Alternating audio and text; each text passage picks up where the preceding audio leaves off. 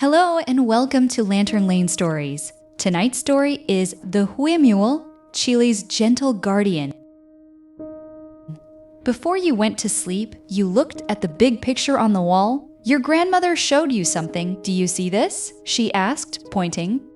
It was the coat of arms of Chile. At the very center, a shield.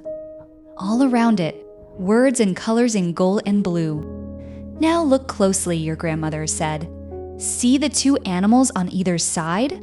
One on the left, one on the right. On the left stood a massive bird. Its wings stretched wide and strong. Its eyes looked far away, fierce and proud. That is the Andean condor, your grandmother whispered, the strongest flyer in all the mountains.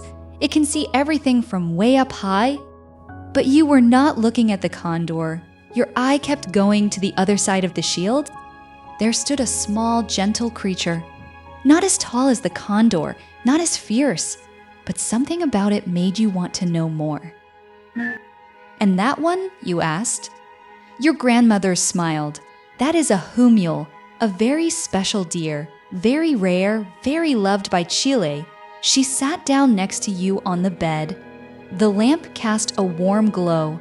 That deer is one of the last of its kind. Would you like to hear its story? You nodded, and as the city of Santiago grew quiet outside your window, she began to speak.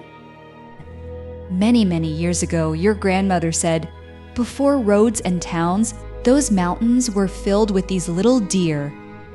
They came from the time of the Mapuche people, the first people of this land. The Mapuche gave them a special name, Huemul. It means the earth's deer. Why the earth's deer? You asked softly. Your grandmother looked out the window toward the dark mountains far away. Because, she said, they belong to the earth. They know the earth the way you know your own home. The mountains are their home. She took your hand. It felt warm and safe. The Huemul lives high in the Andes Mountains, so high that snow covers them most of the year. In winter, when the snow comes deep and the air turns sharp and cold, the Huemuls walk down the mountain to find food. In summer, they climb back up to the cool peaks. They travel in small family groups, a mother, a father, a baby, sometimes an aunt or cousin, but they stay together always. Here's something special that most animals do not do. They are not afraid of people. If you were standing quietly in Patagonia and a Huemul came near, it would not run away. It would stop and look at you. Its eyes are very kind and patient. You would feel no danger. Then it would turn and walk away, slow and peaceful. The Huemul's heart is gentle, your grandmother said, gentler than many things in this loud world. Your grandmother was quiet for a moment. Then she told you something sad, but told it gently, the way stories should be told. The Huemul used to be everywhere in Patagonia. Hundreds and hundreds of them, walking in groups through the forests and mountains. But over many years, hunters came to the mountains, and cats and dogs came with people from faraway lands, and the big forests were cut down. Slowly, slowly, the Huemuls had fewer and fewer places to live. Their homes disappeared, their families became smaller. Today, only about 1,500 Huemuls are left in all of Chile and Argentina put together. In the whole wide world, 1,500? You tried to imagine that number, it sounded very small. That is why the Huemul is on our coat of arms, your grandmother said. Her voice was serious and kind at the same time. To remind everyone who sees it that this beautiful animal is in danger. But you know something? She added, her eyes brightening. People are helping. Scientists and explorers work hard to protect them. New protected parks are being made so the Huemuls can live safely. There is hope, she said. Real hope. Your grandmother leaned forward and you knew something wonderful was coming. And just this year, she said, something amazing happened. The kind of discovery that makes scientists smile. In July of 2025, a team of explorers flew in a helicopter to the very tip of South America. a wild place called Cape Froward, where the Strait of Magellan is coldest and most dangerous. You could almost hear the rotor blades spinning, almost feel the fierce wind pushing against the helicopter. The explorer who led them was a man named Christian Salcedo. He spends his whole life protecting wild animals. He works for an organization called Rewilding Chile. Christian and his team flew over mountains that have never been cut by roads, over valleys where almost nobody ever goes, deep valleys hidden by clouds and mist.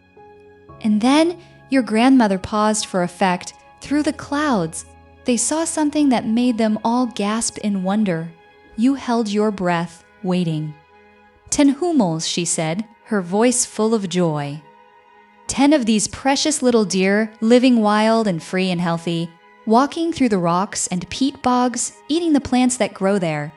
The explorers counted them carefully. 1, 2, 3, all the way to 10, a whole family group, thriving in the wild.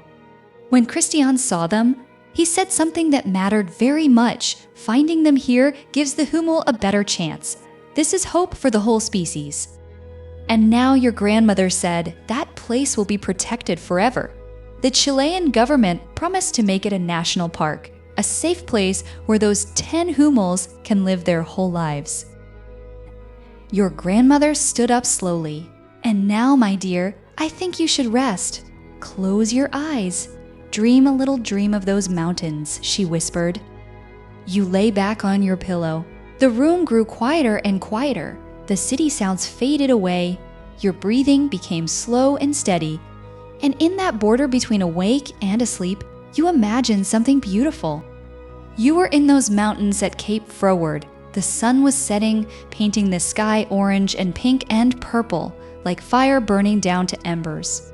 The air was cool and clean, with the fresh smell of moss and cold mountain streams. The wind moved through the southern beaches, making a soft rustling sound like trees whispering to each other, and then you saw them. They came down a rocky path, moving slowly. A family of Huemuls. The mother led the way, her ears pointed forward, listening to everything. Her brown coat was darker in the fading light. Behind her came the father, larger and strong. His eyes were calm and watchful, and between them, a small baby. Its hooves made a gentle clicking sound on the stones. Click, click, click, like a heartbeat.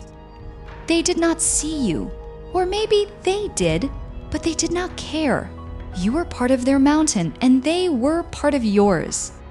The mother Huemul paused at a clear stream. The water ran cold and fast over smooth rocks. She bent her head and drank deeply. The baby stood beside her, copying her exactly.